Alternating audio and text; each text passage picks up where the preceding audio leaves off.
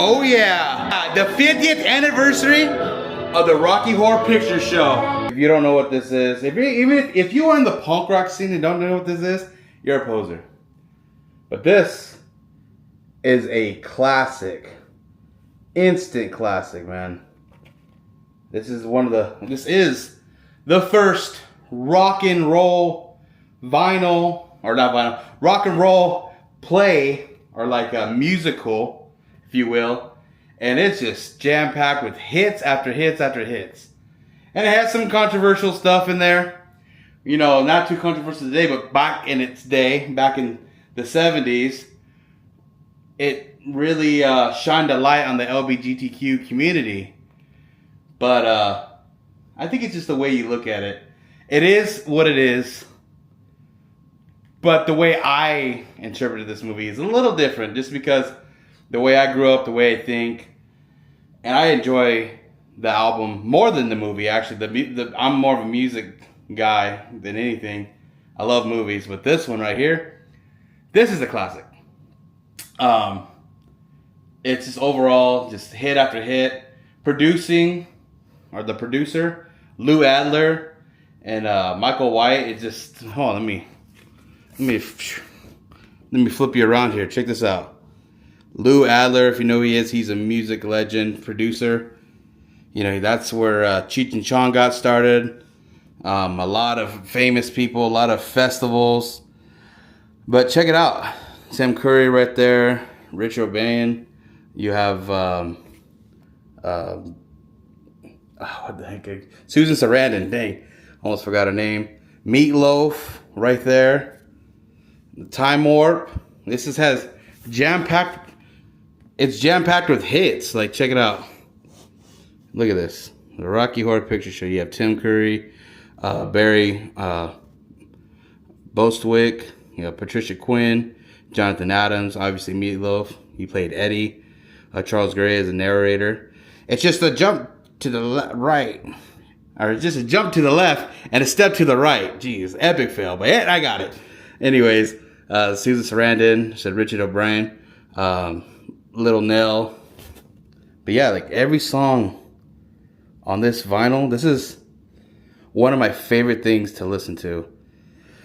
You know, I throw the differences away, I guess, if, you know, the whole LGBTQ thing. To me, I look at this as, obviously it's art. I look at it as, what's in the name, you know, horror picture show.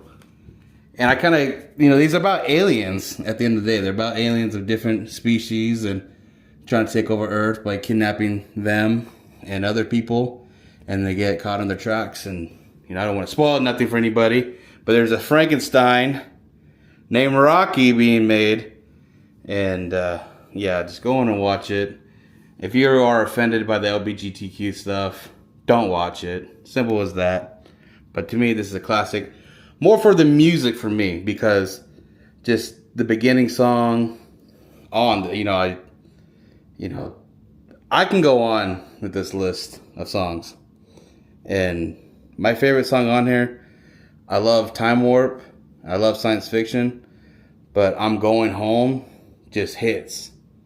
And it just puts you in a mood of just kind of surrendering and just kind of giving up on life and just accepting things for what it is, even if you have failed miserably. But this whole album's good.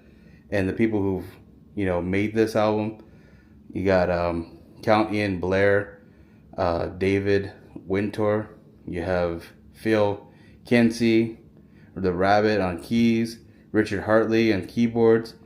And there's other people on here, a lot of different guitar players. I think Meatloaf's guitar player was on here. Meatloaf too, man. He's not hitting it long, but he rocks it. You know, if you know Meatloaf, he definitely rocks it. Tim Curry's great, very iconic. You know, Tim Curry alone is iconic. He's freaking Pennywise. He's what's his name in Legend? Is it Darkness? Very legend right here. Pennywise, Dr. Frankenfurter. You know, that list can go on of his achievements in acting. You know, I know he's going through some rough times right now because he's very sick because of his stroke. But big prayers for Tim Curry. But Susan Sarandon's out there doing her thing. Most of the people on this are alive still, I think, except Meatloaf. I think Meatloaf's the only one who's passed. This actress, I can't forget her name. Let's see, her name is, Patricia Quinn. Duh. Yeah, she was in the movie Lords of Salem with that Rob Zombie directed. Obviously, Aftershock. But yeah, Meatloaf though, man. Meatloaf's album Bad Outta Hell hit so freaking hard, and you can just tell that Meatloaf was really involved with this movie because it sounds like it could be a Rocky Horror Picture Show, a little heavier. But Meatloaf, rest in peace, man. This guy, a legend. As for the vinyl itself, it has this beautiful variant right here, red, has the lips and obviously the tracks on both sides, A and B. But overall, it's such a good album. Just, you know, if you are offended by the LGBTQ community or whatever, you know, I know we live in a world where, you know, full of differences and division, but music is great, all right? So don't watch the movie, just listen to the music and just enjoy it and take it for what it is. And they do have a song called Sweet Transvestite, so probably want to skip that one. Maybe a couple of these, you know, you got some interesting songs on there. I got into the Rocky Horror Picture Show when I was probably about 13. I kept seeing the movie at Walmart. I would see Tim Curry on the lips and, you know, on the chair or whatever, and the lips, and like, what the heck is this? And it says, you know, don't dream it, be it. And it's like, you know, that's some good quotes. When I first watched it, I was taken back because I didn't think it was what it was. But then I really listened to the music, and then I watched it again with some friends who said, no, dude, you really need to pay attention. And I loved it ever since, just because the music's so good in it, and just the overall story. And it's very punk rock at the end of the day. Like, every punk rocker should watch this. And just anybody who just likes music and musicals, this is my favorite of all times. Rocky Horror Picture Show, my favorite musical of all times. Better than Grease, better than La La Land, better than Les Miserables, whatever it's called. The best. And another thing about Tim Curry in this movie is, like, you hear a lot of things about the behind the scenes where he actually did his own makeup, dressed himself. Very silly movie. But it's always good to just escape and just enjoy something, right? Even if you have different views on it. And I think that's cool. I think that's pretty rad. The other funny thing about the Time Warp song, it's kind of like one of my theme songs, I guess. Like, every time I go to a party, they play that song, and then I automatically start dancing and, you know, jump to the left and, you know, next step to the right and do the pelvic thrust, and it drives me insane, yeah. But it's a good time, man. I'm glad I got this vinyl. With that being said, Rocky Horror Picture Show, highly recommended. It is a classic. 50 years ago, this movie was made again. 50th anniversary. Love this vinyl.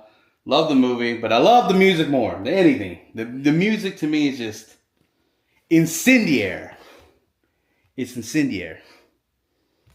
It's incendiary. So if you're a big Cheech and Chong fan, you must know this one right here. Big Bamboo Sombreros de Cheech and Chong Alcoy. Check this out. Boom, that's where the rollers would have been. The papers. And there they are right there. Cheech and Chong. Yeah, Sister Mary Elephant.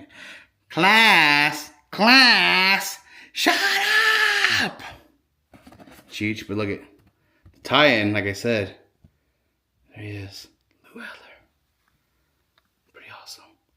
And another fun fact about Cheech and Chong's Up in Smoke, Lou Adler actually had a cut, but the Germs had a scene in the Roxy scene at the end, and they had a cut, but you could see the cut at the Punk Rock Museum, thanks to Fat Mike and Lou Adler. He got that from the archives, and Now you can go check it out. A cool little tie-in with the Rocky Horror Picture Show and Cheech and Chong.